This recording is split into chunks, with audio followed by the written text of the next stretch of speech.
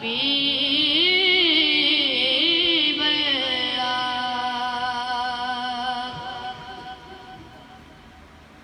وہ کیا جود کرم ہے شاہ بطخا تیرا وہ کیا جود کرم ہے شاہ بطخا تیرا نہیں سنتا ہی نہیں مانگنے والا تیرا نہیں سنتا ہی نہیں میں تو مالک ہی کہوں گا کہ ہوں مالک کے کبھی میں تو مالک ہی کہوں گا کہ ہوں مالک کے کبھی محبوب و محب میں نہیں میرا تیرا کیا جود و کرم ہے شاہ بطخا تیرا نہیں سنتا ہی نہیں مانگنے والا تیرا نہیں سنتا ہی نہیں تیرے ٹکڑوں پہ پلے گئے کی ٹھوکر پہ نہ ڈال تیرے ٹکڑوں پہ پلے گئے کی ٹھوکر پہ نہ ڈال دنیا خان ہے کہاں چھوڑ کے صدقہ تیرا کیا جود و کرم ہے شاہ بطخا تیرا نہیں سنتا ہی نہیں مانگنے والا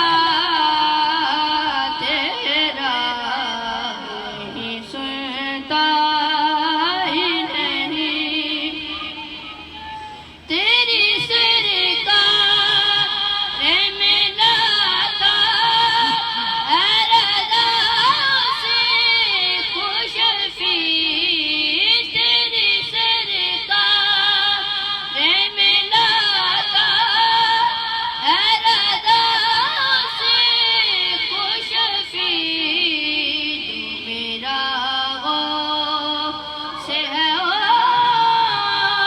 لاڈلا بیٹا تیرا کیا جود و کرم شاہ بطخا تیرا نہیں سنتا ہی نہیں مانگنے والا تیرا کیا جود و کرم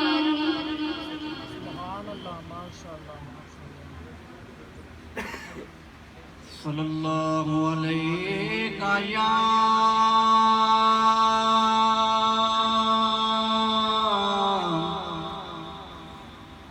یا رسول اللہ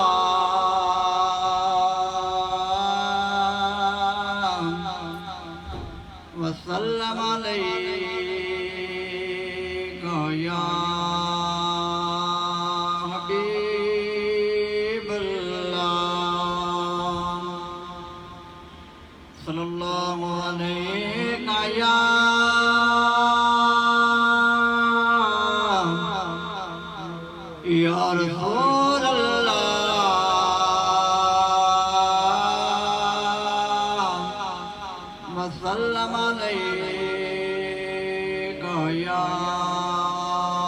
نور اللہ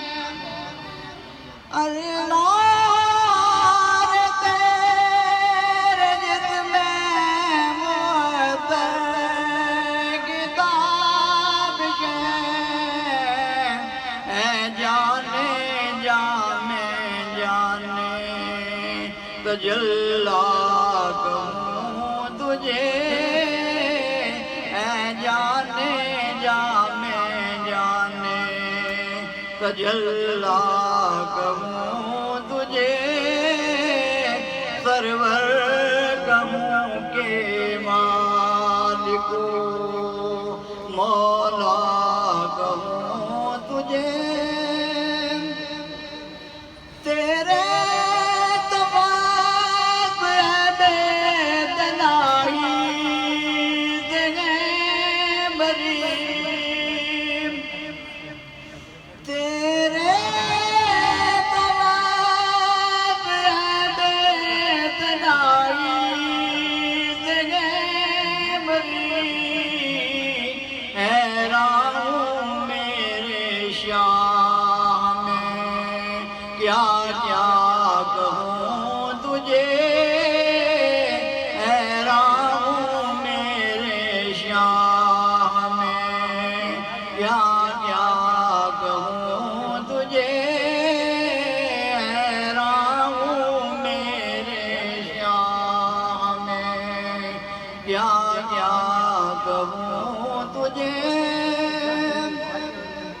اور مجرم اپنی عذر کا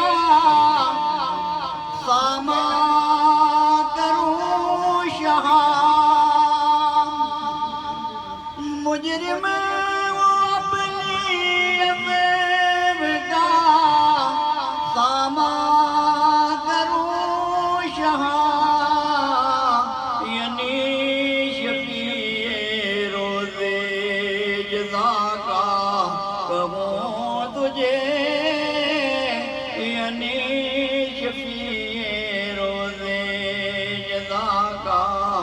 کہوں تجھے یعنی شفیع روز جزا کا کہوں تجھے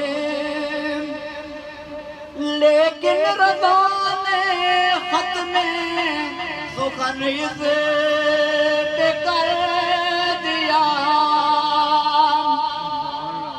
لیکن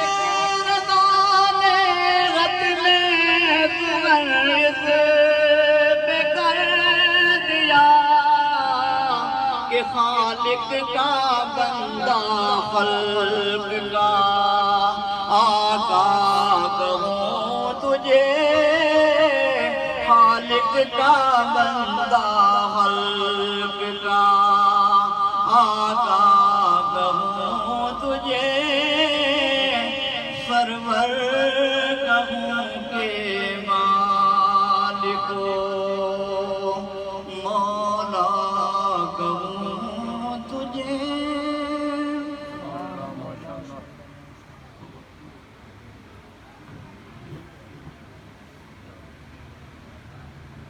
اعوذ باللہ من الشیطان الرجیم بسم اللہ الرحمن الرحیم السلام علیکم ورحمۃ اللہ وبرکاتہ ماشاءاللہ آج دی خوبصورت محفل تواڈے ساریاں دے دلاں وچ کہ بھائی ادریس انہاں دی اہلیہ مرحومہ مغفورہ انہاں دے سالے صاحب لئی چہلم دے موقع تے گھر والیاں نے بڑی خوبصورت محفل سجائی ہے. دعا کرنا کہ اللہ تعالیٰ اپنے پیارے حبیب دے نالہ نے پاک دا صدقہ اور بالخصوص اس پاک محفل دا صدقہ اللہ مرحومہ دی بخشش فرما کے جنت الفردوس اعلیٰ عرفہ مقام نصیب فرمائے.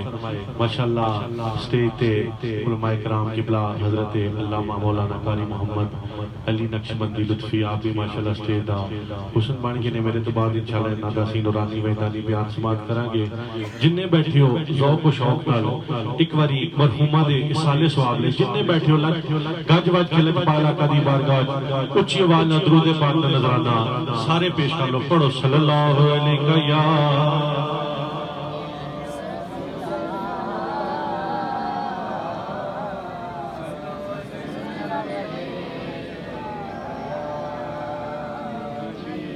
صلی اللہ علیہ یا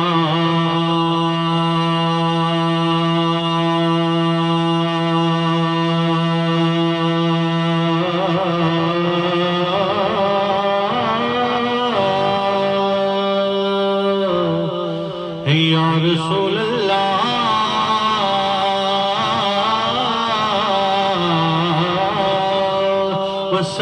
وسلم علیک یا حبیب اللہ.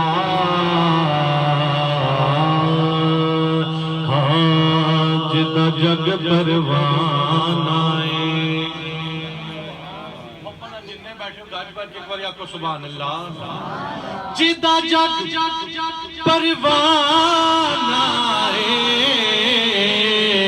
او بابا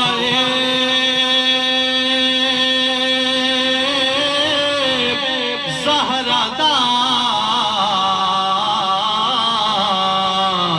حسنین دا نانا حسنین دا نانا او بابا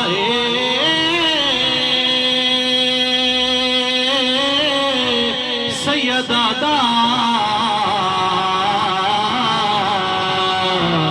حسنین دا نانا حسنین دا نانا. کلمہ شریف دا ورد سارے نو آدھے ہوتے تم میں آغاز کرنا جنہیں بیٹھو اور آل کے مشہور زمانہ کلام دوسری بھی شامل ہو جاؤ. تیرے صدقے میں آقا سارے جہاں کو دین ملا بے دینوں نے کلمہ پڑھا لا الہ الا اللہ لا الہ الا اللہ. تیرے صدقے میں آقا سارے جہاں کو دین ملا بے دینوں نے کلمہ پڑھا لا الہ الا اللہ. ہر بندے نو آندے شرمان علی گال کوئی نہیں جننے بیٹھے ہو رل کے محبت نہ خوشی بھی کہو لا الہ الا اللہ لا الہ الا اللہ حسبی ربی جل اللہ ما فی قلبی غیر اللہ نور محمد صلی اللہ لا الہ الا اللہ لا الہ الا اللہ بول لا الہ الا اللہ لا الہ. اپنی بہن سے بولے عمر یہ تو بتا کیا کرتی تھی میرے آنے سے پہلے کیا چھپ کے پڑھتی تھی. اپنی بہن سے بولے عمر یہ تو بتا کیا کرتی تھی میرے آنے سے پہلے کیا چھپ کے پڑھتی تھی. بہن نے جب قرآن پڑھا سن کے کلام پاک خدا دل یہ عمر کا بول اٹھا بولو لا الہ الا اللہ لا الہ الا اللہ بولو لا الہ الا اللہ حسبی ربی جل اللہ ما فی قلبی غیر اللہ نور محمد صلی اللہ لا الہ الا اللہ لا الہ الا اللہ لا الہ الا اللہ اقلا الہ الا اللہ سمت نبی بو جہل گیا آقا سے اس نے یہ کہا گر خود بھی بتلا ذرا میری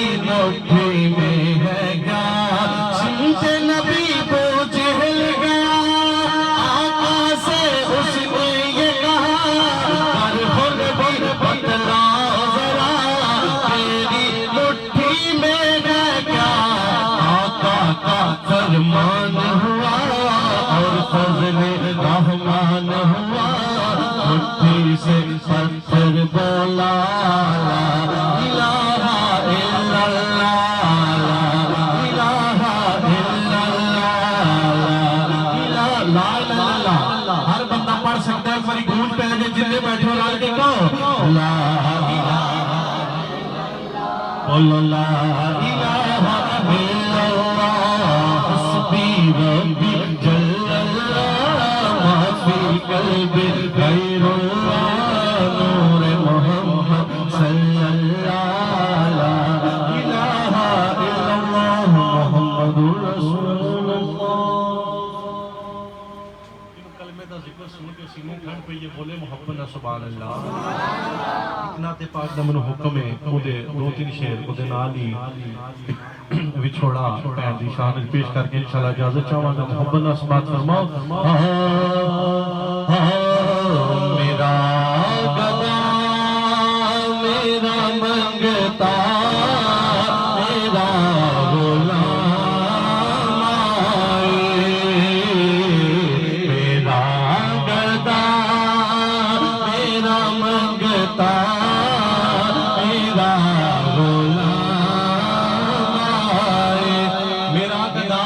میرا منگتا میرا غلام آئے پتہ نہیں اتھے بیٹھے کتے منہ جو نکلی گل قبول ہو جائے تو ساریاں دے بیڑا پار ہو جائے جن نے بیٹھے ہو رال کے تسی بھی کہہ لو میرا گدا میرا منگتا میرا غلام آئے میرا گدا میرا منگتا میرا غلام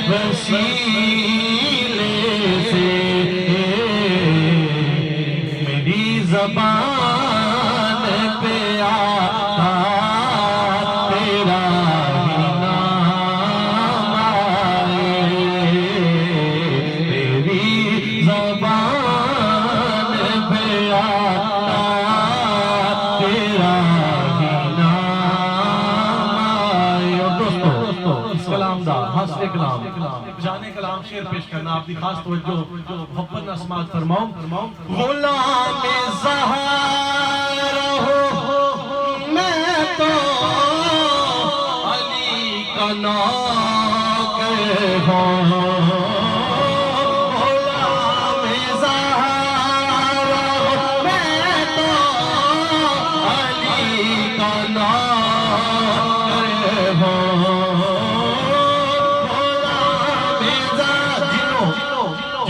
اپنی تے مانے ایک باری سیدہ پاک دے ناتے تے مولا علی دے ناتے اج سجا بازو چکے تے رال کے حاضری لگوا لے غلام زہر میں تو علی کا نام ہو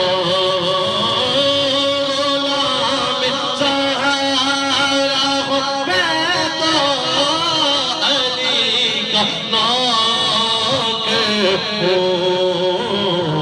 ہمیشہ پنج تنی نسبت ہی میرے کام آئے ہمیشہ پنج تنی نسبت ہی میرے کام آئے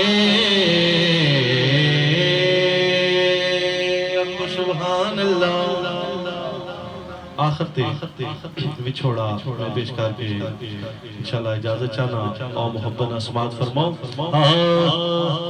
جون دیا سانو مار مکا گئی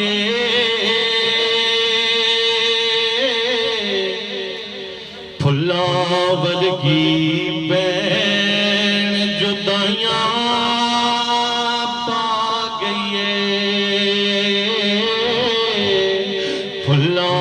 ورگی بین جدائیاں پا گئی پھلاں ورگی بین جدائیاں پا گئی او دیا یاداں ساٹھی جان جلاؤں دیا نے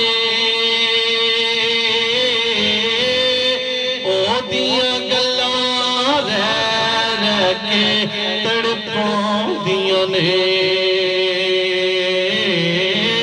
لوگ اولڑے جگتے سانو لا گئی پھلاں ورگی بین جدائیاں پا گئی کی بین جدائیاں پا گئی ویراں دے لئی روز دعا منگدی سی خیراں منگدی جتھوں ویاں لنگدی سی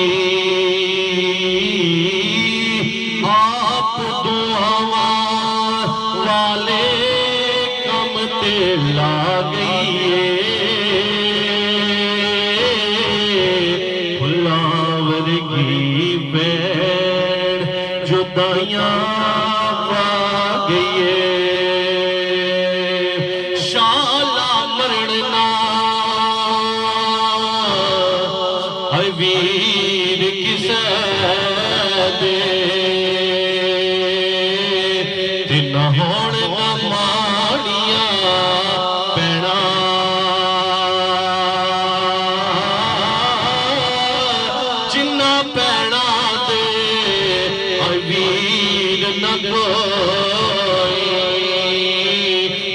کی دنیا تو لینا باپ مرے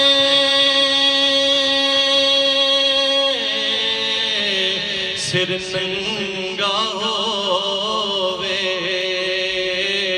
اتے ویر مرن کنڈے حالی پر ماوا باج محمد بخشا تے کون کرے غم ہاری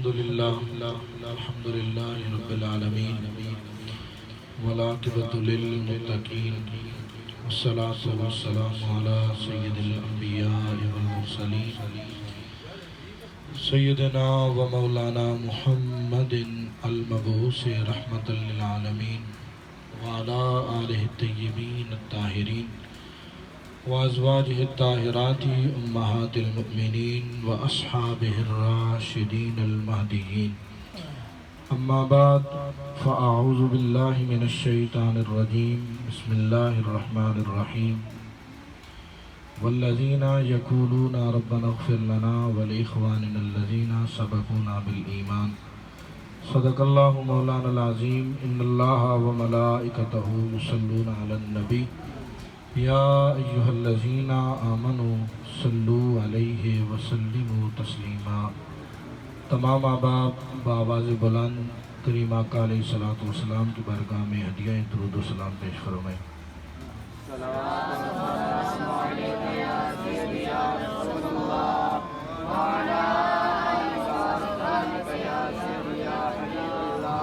جن جن احباب کو درود پاک آتا ہے وہ تمام پڑھیں. یہ طالب علم تو اس لیے پڑھ رہے ہیں کہ سامنے استاد کھڑا ہے، پوچھے گا کہ آپ نے کیوں نہیں پڑھا، لیکن آپ جو بیٹھے ہیں آپ بھی اپنے نامہ اعمال میں نیکیاں لکھوا لیں اور بلند آواز سے حضور کی بارگاہ میں ہدیہ درود و سلام پیش فرمائیں.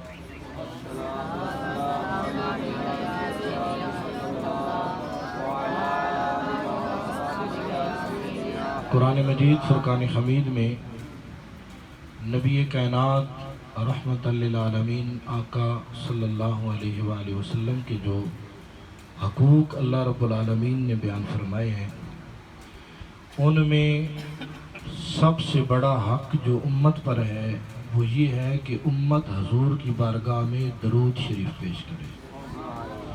یہ امت کا سب سے بڑا حق ہے، اور جو بندہ کریم آقا علیہ السلام پر درود پاک پڑھتا ہے حضور اس کا درود سن کر خوش ہوتے ہیں. اگر کسی امتی پر حضور خوش ہو جائیں تو وہ اس کے لیے بہت بڑی خوش بختی ہے. آپ اس نیت کے ساتھ درود پاک پڑھیں کہ جب ہم درود پڑھیں گے، جب یہ تحفہ حضور کی بارگاہ میں پہنچے گا تو کریم آقا علیہ السلام خوشی کا اظہار فرمائیں گے. الصلاۃ والسلام علیک یا سیدی.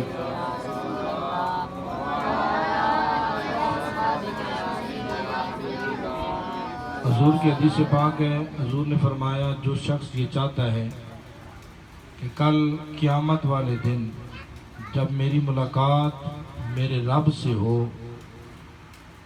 یعنی جب روح موت کے بعد دربار ذوالجلال میں پہنچے اور رب سے ملاقات ہو تو اس حال میں ہو کہ میرا رب میرے اوپر راضی ہو.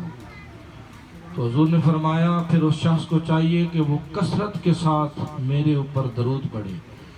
جب وہ کثرت کے ساتھ درود پڑھے گا تو جب اس کی روح دربار ذوالجلال میں پیش ہوگی تو اس حال میں وہ ہوگا کہ میرا رب اس کے اوپر راضی ہوگا. تو بلند آواز سے حضور پر درود پاک پڑھیں. الصلاۃ والسلام علیک یا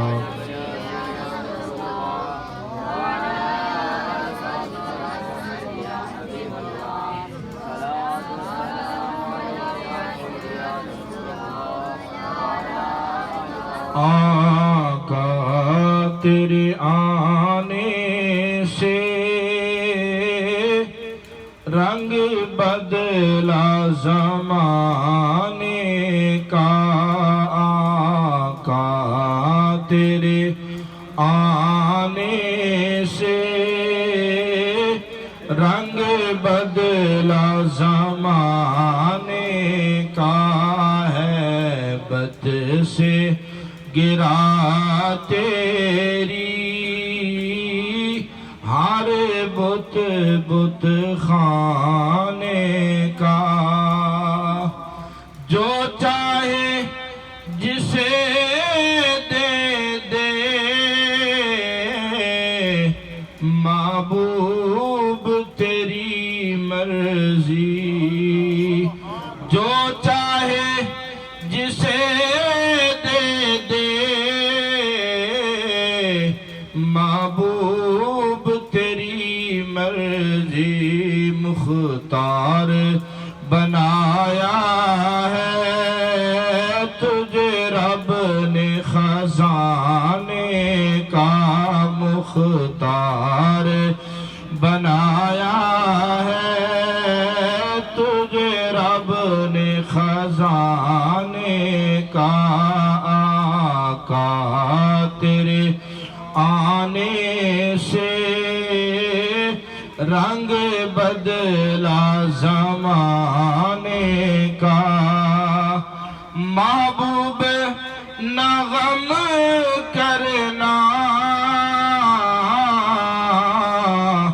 سرے حشر تو امت کا، محبوب نہ غم کرنا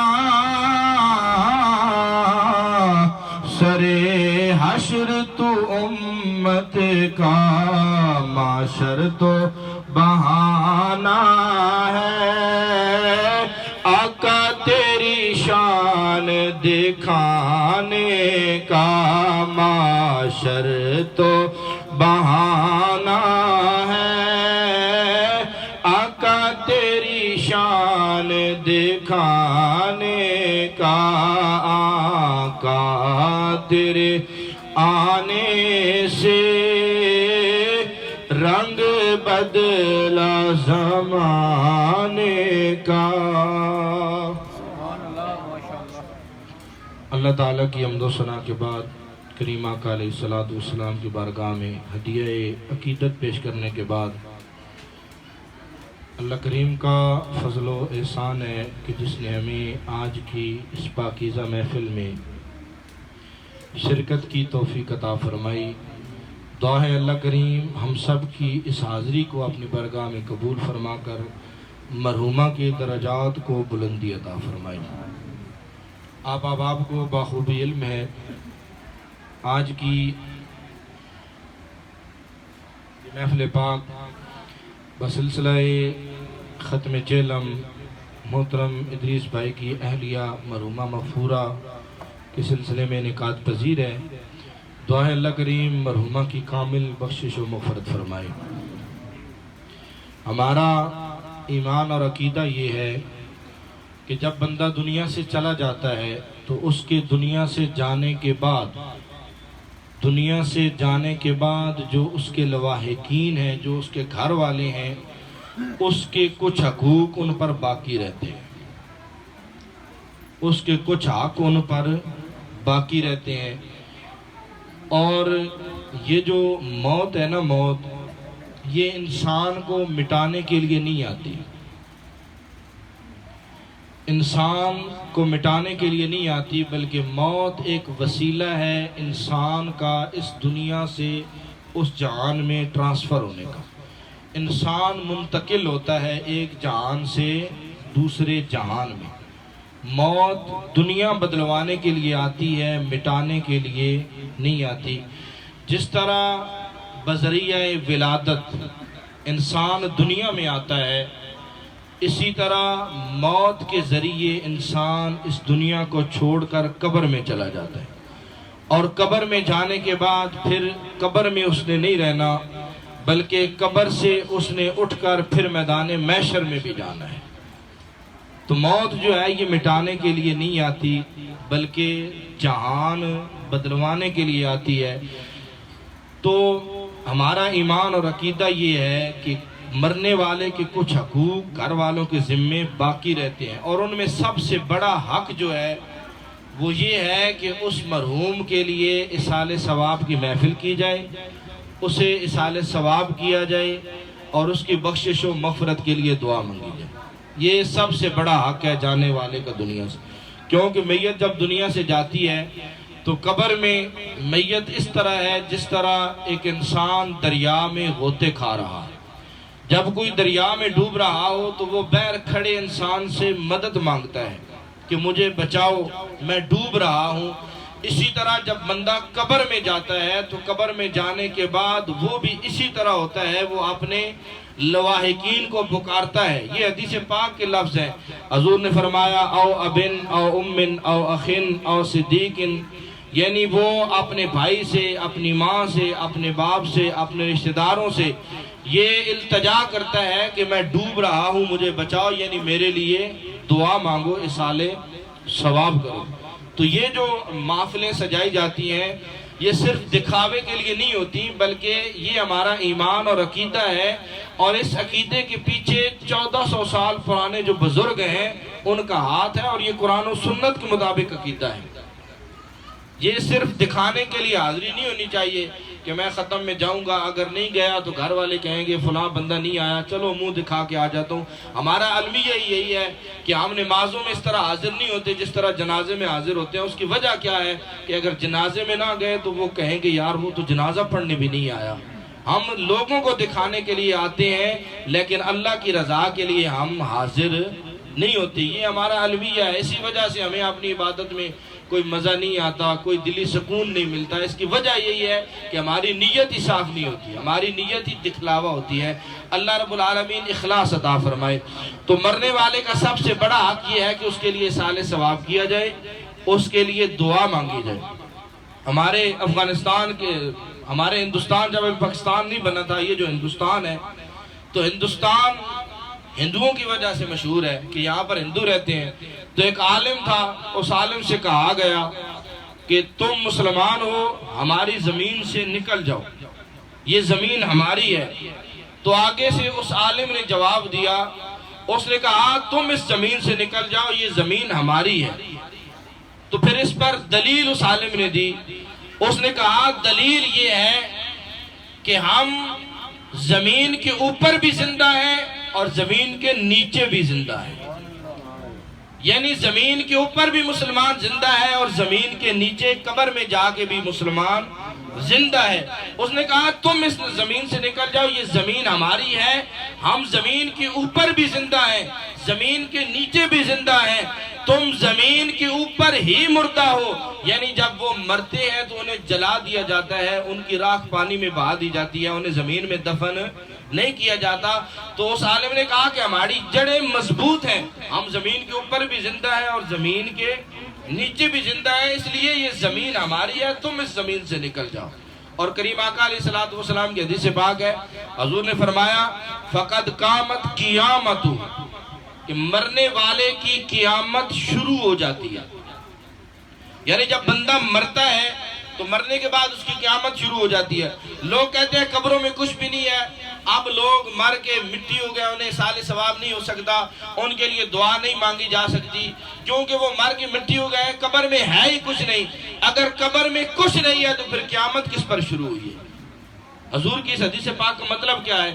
جو حضور نے فرمایا کہ مرنے والے کی قیامت شروع ہو گئی ہے، تو یہ وجہ ہے کہ مرنے کے بعد قبر میں کچھ ہوتا ہے، اس لیے حضور نے فرمایا کہ مرنے والے کی جو ہے وہ مرنے کے بعد قیامت شروع ہو گئی ہے۔ کوئی چیز ہوگی تو اس پر قیامت آئے گی، اگر کوئی چیز ہے ہی نہیں تو پھر اس پر قیامت کیسے آئے گی؟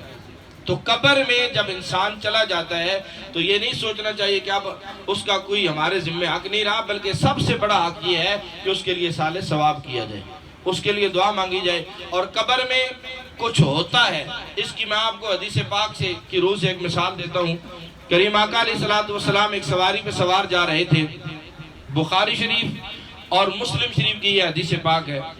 حضور ایک سواری پہ سوار جا رہے تھے، سواری دو قبروں کے درمیان سے گزری تو سواری اچھلی۔ یہ آپ نے حدیث اکثر سنی ہوگی، لیکن اس میں دو تین باتیں جو میں آپ کو بتانا چاہتا ہوں، آپ کی توجہ چاہتا ہوں۔ سواری اچھلی، حضور سواری سے نیچے اتر آئے تو حضور نے صحابہ سے پوچھا ہے صحابہ تمہیں پتہ ہے میری سواری کیوں اچھلی ہے؟ صحابہ کرتے ہیں اللہ اور اس کا رسول بہتر جانتے ہیں۔ حضور نے فرمایا میری سواری جب ان قبروں کے درمیان سے گزری تو اس سواری نے ان قبروں میں عذاب دیکھا ہے۔ کس نے عذاب دیکھا ہے؟ کس نے دیکھا ہے؟ اگر کسی کے پاس زبان ہے تو ذرا بلند آواز سے بتائے کس نے عذاب دیکھا ہے؟ لوگ کہتے ہیں کہ حضور کو علم غیب نہیں ہے، حضور دیوار کے پیچھے کا علم نہیں رکھتے، یہاں پر تو جہان بدلے ہوئی ہے، مرنے والوں کا جہان اور ہے، قبر والے لوگوں کا جہان اور ہے، ہم زندہ لوگوں کا جہان اور ہے۔ دیوار تو اسی دنیا میں ہے، یہاں پر تو جہان بدلی ہوئی ہے۔ حضور نے فرمایا کہ میری سواری نے ان قبروں میں عذاب دیکھا ہے۔ لوگ حضور کے علم کا انکار کرتے ہیں، یہاں پر جس سواری کی پشت پر اللہ کا نبی سوار ہو جائے، اللہ رب العالمین اس سواری کو بھی نور عطا فرما دیتا ہے، وہ سواری بھی دوسرے جہان میں دیکھنے لگ جاتی ہے۔ سواری نے عذاب دیکھا، سواری اچھلی، حضور نیچے تشریف لائے۔ اب حضور نے فرمایا صحابہ جاؤ 2 ہری شاخیں لے آؤ۔ یہ جو درخت ہے نا ہرے، یہ جب تک ہرے رہتے ہیں یہ اللہ رب العالمین کی تسبیح کرتے رہتے ہیں، اور جب کوئی درخت تسبیح چھوڑ دیتا ہے تو پھر وہ مرجھا جاتا ہے، پھر وہ ختم ہو جاتا ہے۔ میاں صاحب فرماتے ہیں ہرے درخت سکیاں درختاں کدی ہرا نہیں ہونا تے ہریاں بھی سک جانا، مویاں بندیاں پھر نہیں آنا تے جینیاں بھی ٹر جانا۔ جب درخت ہرا رہتا ہے یہ اللہ رب العالمین کی تسبیح کرتا ہے۔ حضور نے فرمایا 2 ہری شاخیں لے آؤ۔ اب شاخیں لائی گئی، حضور نے ایک شاخ ایک قبر پہ لگائی، دوسری شاخ دوسری قبر پہ لگائی۔ تو حضور نے فرمایا جب تک یہ شاخیں ہری رہیں گی، یہ ذکر کرتی رہیں گی، ان قبروں میں عذاب نہیں ہوگا۔ ان قبروں میں عذاب کون ذکر کرتا رہے گا؟ کون ذکر کرتا رہے گا؟ شاخیں۔ انسان افضل ہے یا درخت افضل ہے؟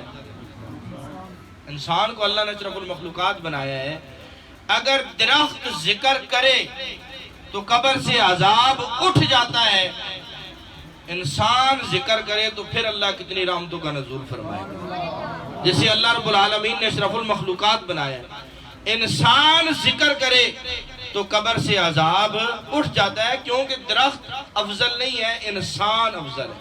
لیکن کبھی کبھی ایسے ہوتا ہے ایمانیات کی دنیا میں انسان پیچھے رہ جاتا ہے اور درخت آگے نکل جاتا ہے۔ اس کی مثال بھی حدیث پاک کی روح سے میں آپ کو دیتا ہوں کہ انسان کیسے پیچھے رہ جاتا ہے اور درخت آگے نکل جاتا ہے۔ انسان اشرف المخلوقات ہے، پر ایمانیات کی دنیا میں کبھی ایسے ہوتا ہے کہ انسان پیچھے رہ جاتا ہے اور درخت آگے نکل جاتا ہے۔ کریم آقا علیہ السلام کی برگاہ میں ایک یہودی آیا، حدیث پاک کی یہ حدیث پاک ہے جو میں آپ کے سامنے بیان کرنے لگا ہوں۔ کہنے لگا یا رسول اللہ، وہ جو سامنے درخت ہے اگر وہ چل کے آپ کے پاس آ جائے تو میں آپ کو مان کر کلمہ پڑھ کر مسلمان ہو جاؤں گا۔ حضور نے فرمایا جاؤ اور جا کے اس درخت سے کہو کہ تجھے اللہ کے رسول بلا رہے ہیں۔ اب وہ یہودی گیا، اس نے جا کے درخت سے کہا تجھے اللہ کے رسول بلا رہے ہیں۔ درخت دائیں ہلا بائیں ہلا، اس نے اپنی شاخیں زمین سے نکالی اور چلتا ہوا حضور کی برگاہ میں آ گیا۔ اب وہ درخت ہے، انسان ہم ہیں، تو ایمانیات کی دنیا میں وہ درخت آگے کیسے نکل گیا کہ جب اس نے حضور کا پیغام سنا تو دوڑتا ہوا حضور کی بارگاہ میں آ گیا۔ اور انسان مسجد کے میناروں سے بلند ہونے والی جو آواز ہے حی علی الصلاۃ حی علی الفلاح، یہ کس کا حکم ہے؟ یہ کس کا پیغام ہے؟ یہ حضور کا پیغام ہے کہ آؤ فلاح کی طرف، آؤ نماز کی طرف۔ اور انسان اتنا غافل ہے کہ حضور کا پیغام سن کر اپنے گھر میں بیٹھا ہوا ہے، اسے کوئی پرواہ نہیں ہے کہ میں نے مسجد میں جانا ہے۔ اپنی دکان پہ بیٹھا ہوا ہے، اسے کوئی پرواہ نہیں ہے کہ میں نے دکان بند کر کے یہ حضور کا پیغام میں نے سنا اور مسجد میں جانا ہے۔ تو وہ درخت حضور کا پیغام سن کر حضور کی بارگاہ میں آ گیا، اور ہم مسلمان ہو کر ایک مسلمان کی زبان سے اس رب کا پیغام سن کر مسجد کی طرف نہیں آتے۔ تو ایمانیات کی دنیا میں درخت ہم سے آگے نکل گیا۔ اب جو حدیث پاک میں نے پڑھی ہے، لوگ کہتے ہیں قبروں میں ہوتا ہی کچھ نہیں ہے۔ اگر قبروں میں کچھ نہیں ہوتا تو حضور نے یہ کیوں فرمایا ہے کہ ان 2 قبروں میں عذاب ہو رہا ہے؟ کوئی چیز ہے تو اسے عذاب ہو رہا ہے، اگر کوئی چیز نہ ہو تو پھر عذاب کسے ہو رہا ہے؟ یہ حدیث پاک جو ہے یہ اس چیز پر دلیل ہے کہ جب انسان کو قبر میں دفن کیا جاتا ہے تو اس کے عمل کے مطابق اگر وہ نیک ہے تو اس کی قبر میں جنت کا جو کھڑکی ہے وہ کھول دی جاتی ہے، اور اگر وہ گناہگار ہے بدکار ہے تو پھر اسے جو قبر میں عذاب ہوتا ہے وہ دیا جاتا ہے۔ قبر میں کچھ ہوتا ہے تو اس پر عذاب دیا جاتا ہے۔ اب لوگ کہتے ہیں جی چلو یہ تو ٹھیک ہے، آپ کلام پاک پڑھیں تو وہ قبر میں پہنچ جاتی ہے، اصال ثواب ہو جاتا ہے۔ یہ جو آپ کھانا سامنے رکھ کے دعا مانگتے ہیں، یہ کھانا نہیں رکھنا چاہیے، یہ آپ کیوں رکھتے ہیں؟ تو حاجی امداد اللہ مہاجر مکی رحمۃ اللہ علیہ، یہ علامہ رشید احمد گنگوئی، علامہ قاسم نانوتوی، مولانا اشرف علی تھانوی ان کے پیر و مرشد ہیں۔ انہوں نے اس چیز کا جواب دیا ہے، یہ لکھتے ہیں کہ جو کھانے پر دعا مانگی جاتی ہے وہ کھانا حضور نیت کے لیے سامنے رکھا جاتا ہے کہ جب میں دعا مانگوں تو وہ کھانا میرے سامنے ہو جو میں نے مرحوم کو احصال ثواب کرنا ہے، جو مرحوم کو احصال ثواب کرنا ہے، حضور نیت کے لیے کھانا سامنے رکھا جاتا ہے۔ یہاں پر پھر لوگ سوال کرتے ہیں کہ غریب لوگوں کو دینا چاہیے، امیروں کو نہیں کھلانا چاہیے، یہ غریبوں کا حق ہے۔ وہی لوگ جو اعتراض کر رہے ہوتے ہیں نا، ان سے آپ پوچھیں نا، آپ کے پاس یہ جو 30,000 کا موبائل ہے جیب میں، یہ آپ کی کون سی اتنی بڑی ضرورت ہے جو آپ نے رکھا ہوا ہے؟ یہ خریدتے وقت تمہیں غریب نہیں یاد آئے؟ تمہیں کسی کا جہیز یاد نہیں آیا کہ میں نے فلاں کو جہیز دینا ہے؟ جب ختم ہو رہا ہے، کھانا پک رہا ہے، تو اس پر تمہیں غریب یاد آ گئے۔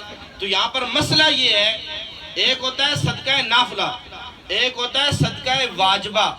صدقہ واجبہ ہے یہ جو صدقہ فطر ہے، زکوٰۃ ہے، یہ صدقہ واجبہ ہے، یہ صرف آپ غریبوں کو دے سکتے ہیں۔ اور صدقہ نافلہ وہ ہے جو بندہ اپنی مرضی سے کرتا ہے، بندہ اپنی مرضی سے کرتا ہے۔ یہ جو ختم پاک ہوتا ہے، اس پر جو کھانا پکایا جاتا ہے، یہ صدقہ نافلہ ہے۔ اسے امیر بھی کھا سکتے ہیں، غریب بھی کھا سکتے ہیں، فقیر بھی کھا سکتے ہیں اور غنی بھی کھا سکتے ہیں، لیکن بہتر عمل یہ ہے کہ آپ صرف غرباء میں تقسیم کر دیں۔ لیکن اگر امیر بھی کھا لیں تو اس میں کوئی قباحت نہیں ہے، کیونکہ یہ صدقہ نافلہ ہے، انسان اپنی مرضی سے کر رہا ہے۔ پھر لوگ کہتے ہیں یہ جو کھانا سامنے رکھتے ہیں کیا یہ بھی قبر میں پہنچتا ہے یا نہیں پہنچتا؟ تو میں آخری بات عرض کر رہا ہوں، قرآن و حدیث کے اس کا بہت دلائل ہے۔ اگر اس طرف جایا جائے تو گفتگو جو ہے وہ لمبی ہو جائے گی، لیکن اللہ رب العالمین ہر دور میں کوئی نہ کوئی ایسی دلیل ظاہر فرما دیتے ہیں کہ جو منکر لوگ ہوتے ہیں ان کے منہ بند ہو جاتے ہیں۔ آپ نوشہرہ کی طرف جائیں نا تو وہاں پر راستے میں ایک گاؤں آتا ہے اکبر پورہ، وہاں پر وہ جو سرحد کا علاقہ ہے کیپے کی، جسے پہلے صوبہ سرحد کہا جاتا تھا، وہاں پر اکثریت ان لوگوں کی ہے جو اصال ثواب کو نہیں مانتے، جو دعا کو نہیں مانتے۔ تو وہاں پر وہ پورا جو گاؤں ہے وہ اصال ثواب کو ماننے والا ہے۔ ایک نوجوان بیٹھا ہوا تھا، اس سے پوچھا گیا تو وہ کہنے لگا کہ یہ سارے لوگ دوسرا ذہن رکھنے والے تھے، اصال ثواب کو نہیں مانتے تھے، لیکن ایک واقعہ ایسا پیش آیا ہے کہ جس کے بعد لوگوں کے ذہن تبدیل ہو گئے۔ پوچھا گیا کیا واقعہ پیش آیا تو وہ کہنے لگا ایک میں اصال ثواب کا ماننے والا ہوں، ہم چند دوست بیٹھے ہوئے تھے، خربوزے ہم کھا رہے تھے اور چھلکے ہم نے پھینکے ہوئے تھے۔ آج بھی اس واقعے کی تصدیق ہو سکتی ہے، آپ ادھر جا سکتے ہیں، وہاں پر اکبر پورہ میں ایک دربار ہے، وہاں پر جو لوگ رہتے ہیں ان سے آپ پوچھ سکتے ہیں کہ یہ واقعہ یہاں پر پیش آیا ہے یا نہیں آیا۔ وہ کہنے لگا ایک واقعہ ایسا پیش آیا ہے جسے دیکھ کے لوگوں کے ذہن تبدیل ہو گئے۔ تو وہ کہتے ہیں ہم بیٹھے ہوئے تھے، خربوزے ہم کھا رہے تھے، چھلکے ہم نے پھینکے ہوئے تھے، اصال ثواب کی بحث شروع ہو گئی۔ لوگ کہنے لگے اصال ثواب نہیں ہوتا، تو میں نے کہا کہ اصال ثواب ہو جاتا ہے۔ ان میں ایک ایسا لڑکا تھا جو اصال ثواب کو نہیں مانتا تھا، اس کی والدہ فوت ہو چکی تھی۔ وہ کہنے لگا اگر میں ان خربوزوں کے چھلکوں پر دعا مانگوں تو کیا یہ چھلکے میری ماں کو قبر میں پہنچ جائیں گے؟ وہ نوجوان کہنے لگا تم دعا مانگو یہ چھلکے بھی پہنچ جائیں گے۔ جب وہاں پر دعا مانگی گئی، دن گزر گیا، رات ہو گئی، وہ نوجوان سویا تو اسے رات اس نے خواب میں دیکھا اس کی والدہ خربوزے کے چھلکے کھا رہی ہے۔ تو اس نوجوان نے کہا میری ماں آپ خربوزہ کیوں نہیں کھاتی، یہ چھلکے کیوں کھا رہی ہیں؟ تو آگے سے ماں نے کہا بیٹا جو کچھ تو نے بھیجا ہے وہی میں کھا رہی ہوں، تو نے چھلکے بھیجے اور میں چھلکے کھا رہی ہوں۔ تو یہ جو کھانے کا بندوبست کیا جاتا ہے اگر کوئی انسان اخلاص کے ساتھ کرے اپنے مرحومین کے لیے تو اللہ رب العالمین کے فرشتے اسے اس کی قبر میں پہنچا دیتے ہیں۔ یہ حدیث پاک ہے طبرانی شریف کی۔ حضور نے فرمایا اللہ رب العالمین نے ایک فرشتے کی ڈیوٹی لگائی ہوئی ہے، سونے کی تھالی اس فرشتے کے ہاتھ میں ہے، جب بھی کوئی اصال ثواب کرتا ہے وہ فرشتہ اس ثواب کو اس سونے کی تھالی میں رکھ کے قبر والے کے سرانے کھڑا ہو جاتا ہے اور کہتا ہے اے فلاں شخص اٹھ، تیرے گھر والوں نے تیرے لیے تحفے بھیجے۔ یہ قرآن و حدیث سے ثابت ہے۔ دعا ہے اللہ رب العالمین ادریس بھائی کی اور ان کے والد محترم کی اس کوشش کو اپنی برگاہ میں قبول فرما کر اس محفل کے صدقے ادریس بھائی کی اہلیہ مرحومہ مغفورہ کی بخش و مغفرت فرمائے۔ تمام احباب کھڑے ہو جائیں اور درود و سلام کا ایک شعر ہوگا، پھر اس کے بعد دعا ہوگی۔